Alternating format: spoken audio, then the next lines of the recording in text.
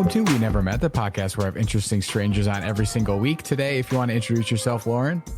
Hi, my name is Lauren Marvell. I'm an illustrator in Milwaukee, Wisconsin. Yeah, and so I really love your illustrations and your work. I think it's really awesome. Thank you. When did you first start creating and drawing and illustrating? Was it from a very young age? Were you older when you discovered that you like to do this? When I was a kid, I always loved just drawing, and I had a weird fascination with blank things like empty boxes, empty bottles, all sorts of weird things that I would just have the potential to create stuff with. Sure. Like I remember going to Pizza Hut as a kid, and we would always keep the tiny pizza boxes to go that were just empty without pizza in them, so we could make them into laptops and weird things. That's cool, yeah. But so I liked being creative when I was a kid, but I didn't actually realize that I liked illustration until after I graduated college, technically. Okay. I did go to art school, but I studied integrated studio art. So what is that? What did that entail? Good question. I don't even know if I can answer. If I had to describe it, it would be like conceptually driven work that you could use any medium to just portray what you were trying to portray. Okay. So I did some textile work, and I liked bookbinding, and I did like a weird performance piece or two. I don't know if I was so good at that, but I took a shot because, whatever. But my last semester of my senior year in college, I took an illustration class, and I was like, toots, I should have been doing this the whole time because I really like it. Yeah. So your early pizza box work was sort of informative almost of like your choices later on. I should have listened to young me the whole time.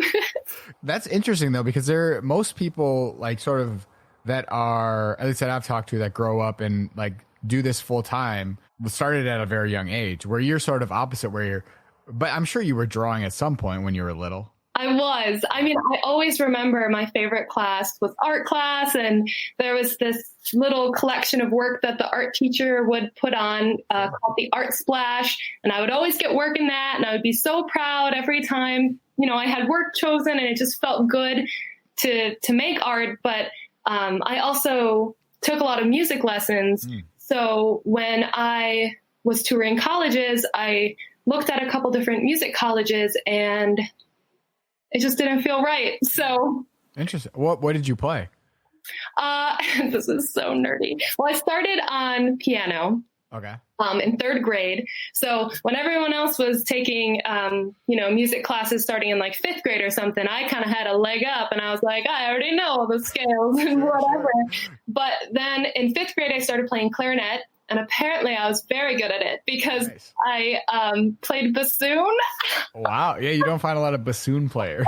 I know. It's like the least flattering instrument, but it's difficult. And I took like bassoon lessons and stuff like that. Yeah. But I realized, I was like, I don't even like bassoon. Wait a second. So like my senior year in high school, I was like, sorry guys, to my parents, they were paying for all these lessons. And bassoon is very specific, because unless you play like in an orchestra, there's not really like solo bassoon players. No, you don't walk into many coffee shops seeing a freelance bassoon player just jamming. You will now. It's the instrument with like a really small reed, right? Thin and small. Yeah, it's a double reed. So the oboe and the bassoon and other instruments like contrabassoon and other things like that. Sure. So they're two reeds next to each other. So as opposed to a regular reed, the two reeds by themselves, you can blow into them and it makes like a horrible noise.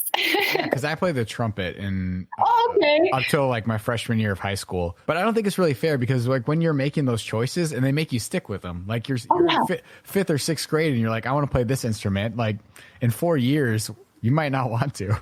Yeah. And it's I think I'm just the type of person that after I've been doing something for a while, I'm like, yep, that's just what you do. And it took until I was touring colleges that, like I said, I realized, oh, wait, what am I doing? So when you were touring colleges, like looking at sort of programs that I guess you would want to base your career off of, what were you looking for? Like what, just like basically a place where you could explore different stuff and see what you like? I'm going to be very honest. The process of looking into colleges and figuring out what I wanted to do for a career was just excruciating to me. I had no idea. I don't even know. When I chose my ad, I don't even think I went to the school. I think I took, again, I don't know what my problem is, but like my senior year of high school, I was taking art classes and I was like, this feels good. I think I'm just going to commit to this for the rest of my life. Let's do 4 more years of this. I don't feel like I got enough time. So maybe in 4 years, I won't even be illustrating. Who knows? I don't even know what I was looking for when I was looking at colleges. I just knew I did not like the idea of the music colleges. Yeah. So when you were drawing, like in the very last portion of like your college career and started illustrating, did you like go through different styles? How did you sort of select? Because like looking at your stuff, it's very specific and like unique, which I feel like is great. How did you land on that specifically? Like what influenced you to sort of go that direction? Well, it's tricky because I definitely feel as though it has changed since college. Even before my illustration class, I would draw things, but I think in college, I felt like I had to draw like someone else because I didn't really have the experience of drawing all that much. Like I drew, but not nearly as much as I do now, obviously. Yeah. The idea of trying to draw like someone else was where I started off. And I think the more I learned how to draw things, especially from memory, that's kind of how I think my style settled into itself. I can confidently say that, my style is still developing, and even though I feel comfortable, there's always ways to improve it and make it better, or, make it feel more personal. It's definitely changed. And yeah, I mean, but your story is probably a really good one for people to hear, because you do hear a lot of people are like, oh, I was doing this from the age of 6 and now I'm doing it as a job. And, that's not the case for a lot of people. Some people don't figure out what they like to do until later in life, and sometimes even later, like in your 40s or 50s, like, oh my God, I wish I would have known this earlier. But you started something a little later than people usually do. And now you're doing it. You do it is it full time right now? Yeah. I've been a full-time freelance for 2 years. Well, a little under 2 years now. Yeah, I always promise myself if the jobs dry up, I'll figure something out, like work at an agency or something like that. But so far, so good. Knock on wood. There's no wood, but. Did that make you nervous though? So going out of school, what did you do like immediately out of college? So immediately out of college, I worked at the Milwaukee Art Museum. I did member and visitor services, which was a great job. I really liked doing that. I had worked with a lot of small businesses, especially like creative small businesses. So I worked my first small business job. Well, my first job ever was at Joanne Fabrics. So that was already kind of informing, I think, some of my later interests now that I'm getting back to, especially within illustration. But then I worked at this leather bag making company, it's not so small anymore. It's grown quite a lot. She's amazing. It's called Scarred for Life. And then after that, I worked at another leather company, not on purpose. Wow. It just kind of happened, called Tactile Craftworks. I love Sarah and Anna so much. They're genuinely lovely people. And they were excellent bosses. In the same studio with them for a while was another leather bag maker called the company's called Directive Made. And then I worked with another small company called Handmade Milwaukee, who she does little souvenir like towels and notebooks and stickers and things like that. So yeah, I worked with those different small companies, kind of jumping around for a while, in addition to, for part of the time, working with full-time at the art museum. Were you drawing and illustrating like during those times? Like how were you developing like clients and people like to basically sell your art and stuff too? So through school and then after school, because I have an art degree, people are just kind of like, can you draw this birthday card for me? Or can you do this? Can you do that? And I was like, yeah, I can do that. But I got to the point where I started working with Handmade Milwaukee, and I was her illustrator. She was looking for an illustrator, and I had the one class experience, and I was like, yeah, I'm an illustrator. I draw stuff all the time. So I kind of got hired on. We did illustrate something together, and I am proud of it, but it was just kind of funny. With all that, then, when did you sort of turn the corner doing this full time? was getting more clients. So I was only working with handmade and tactile at the time, I believe, but I was working mostly full time with tactile. I'm trying to even remember which specific clients I had that I was just feeling overwhelmed. I think Milwaukee County Parks was one of them, but there had to have been more. I can't even remember anymore. Gosh, sure. It's kind of a blur, but it just got to the point where I was coming to work and I was already exhausted. Luckily with tactile, they were cool about kind of letting me separate slowly. And when I needed hours, I could go there and work. But eventually in 2019, January 1st, 2019, I quit and I'd just been doing freelance work exclusively. With, you talked about the Milwaukee County Parks. Those are like real, that project is really cool. Like, isn't it great? Yeah. There's so many artists doing so many different parks. How did you wind up with Washington Park? Do you get to choose or did they just assign you one? They gave me a handful of parks and I chose Washington Park. I couldn't tell you why. I think I just liked the name of it. Sure. I had never been there before. And that was part of the reason I chose it as well, because I wanted to go to the park and kind of explore it. So I could introduce myself to a park that I had never been to. So I went there and it was really lovely. I went there with my friend and her daughter, and that park has tons of little playgrounds. So we played on all of them, and they have all sorts of courts and a pool, and it was really awesome. Yeah, because I was going to ask, how do you start a project like that? So you would just go and explore, and like, where do you even start, like with the illustration? Like, how's your process work, I guess? So for maps specifically, usually you're given like a map without any illustrations on it. So just the bare bones, and you kind of learn the different buildings that are, I thought about my favorite points of the park and made sure to include those.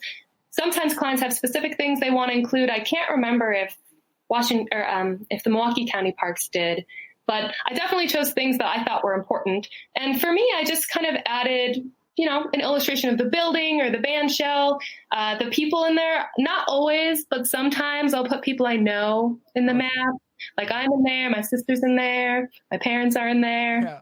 Actually, Sarah and Anna are in that one from Tactile Craftworks. Oh, really? As you took on more and more projects, there are some really cool ones that I just saw on your website. Like you got to do a custom label for Hacienda. Yes. Yeah. Oh my goodness. That was so fun. Was that more recent or? I think I remember working on it December of last year. Okay. But the beer wasn't released until a bit later. But they found me through Instagram, and they really let me do whatever I wanted to do for the label.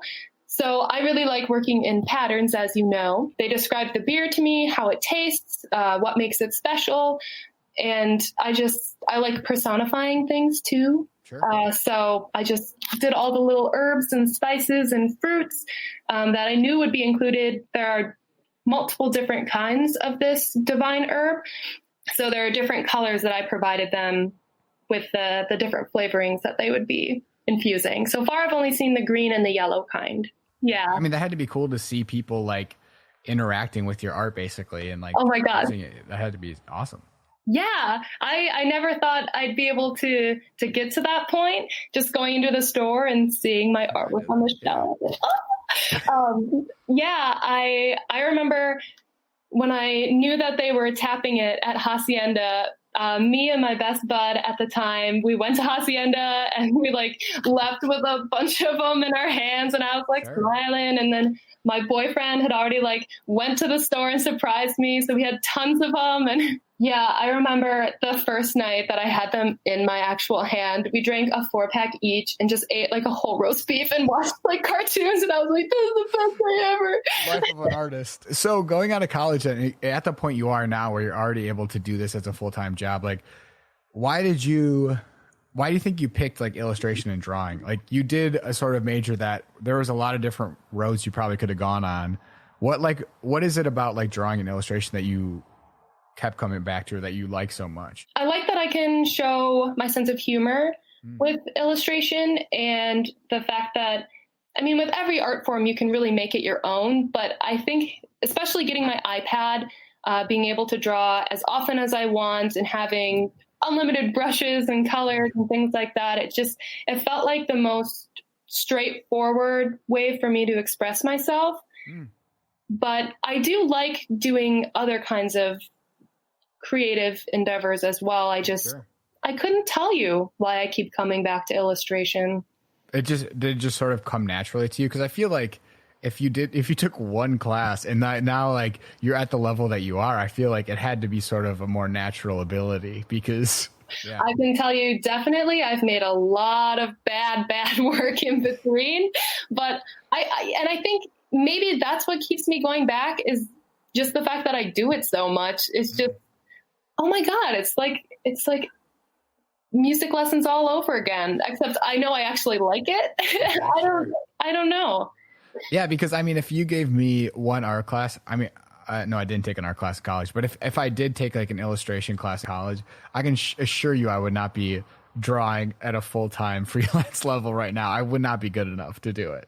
I think the fact that I have found my style, even though it's still settling and all of that, I think the fact that I do have that, I can draw a cat, but I can draw a cat in my own way. Oh yeah, for sure. So I don't know. I don't feel as limited. And that sort of brings me to my next thing. If you draw house portraits, which I never heard of until, is that something that you saw or did someone request that? Someone requested one. Oh, yeah. Anna from Tactile Craftworks. Yeah. Gosh, these ladies, they keep coming up in my life. They're so amazing. Yeah. One of her friends, her mom was selling a childhood home and she wanted to kind of commemorate the home by doing a portrait of it or having me do a portrait of it. So I did a digital illustration and I liked doing it. So I know most people live in houses and would like a picture of it. So especially during the holidays, it's pretty lucrative that people, want an illustrated version of their own house. Because like the pattern work that you do is sort of very different from like the houses, I would say. Is that something that is like very therapeutic? I feel like that would be a very therapeutic practice of like drawing a pattern like that. Oh yeah. It is. I think, so first of all, like I said, I worked at Joann Fabrics. That was my first job. So I've been around fabric a lot. And I think it wasn't until later that I realized that I like putting like things together, or not even like things, but I like things in collections, whether they're related or not. It's satisfying to me. Right. So a pattern, especially if you stack it all, infinitely, right. It just feels like you've done so much when, maybe you drew 9 things, then it could be a million things if you stack them up next to each other. Yeah. So it is satisfying being able to feel like you've accomplished a lot in just a small collection, but also, I love holidays and decorating and just seasonal things. So, if you give me a word like Halloween and I get to draw just a little collection of Halloween things, it's just satisfying. It feels really good. And patterns are really conducive to that. Yeah, because I was going to say, is it like, do you start out with one object and like a topic and then just sort of expand to like 9 or 10 that you want to create on this pattern? Yeah, sure. Like, I have an online store that I always like to throw in like free greeting cards, just blank ones. So I'll just work, if it's summertime, maybe I'll do like popsicles and flip flops and things like that. Sure. And it's just, I think the work that I do most that's not for a client or anything like that is usually a pattern. And I'll try to just bring that over into my online store so I can always use something for something else. Sure. Do you sell that as like wrapping paper and stuff? Because that would be a hit. I should. Yeah.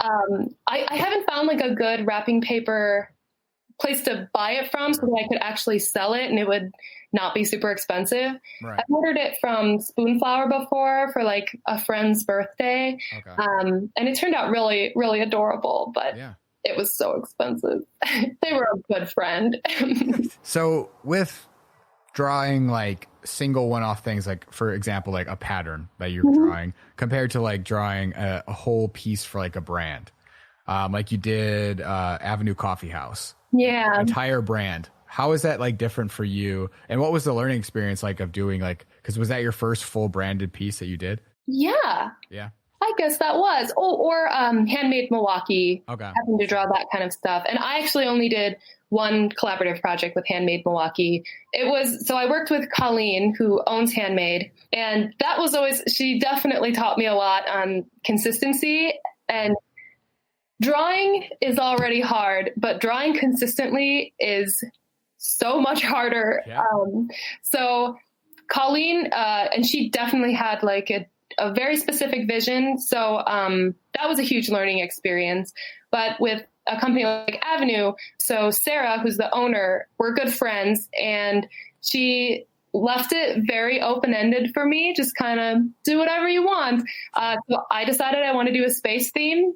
And so being able to draw consistently for that was, for some reason, it felt easier and more natural. I think just because she didn't have a lot of very specific parameters. But I am working with a couple of clients right now that have like whole marketing teams that are like, sure, this is not the same as this illustration. And I'm like, okay. Like 2 inches off on the right-hand side. Seriously. Yeah. With all of this, where can people find out more about like your work, and if they want to hire you to do illustration or any sort of work, where can they find that?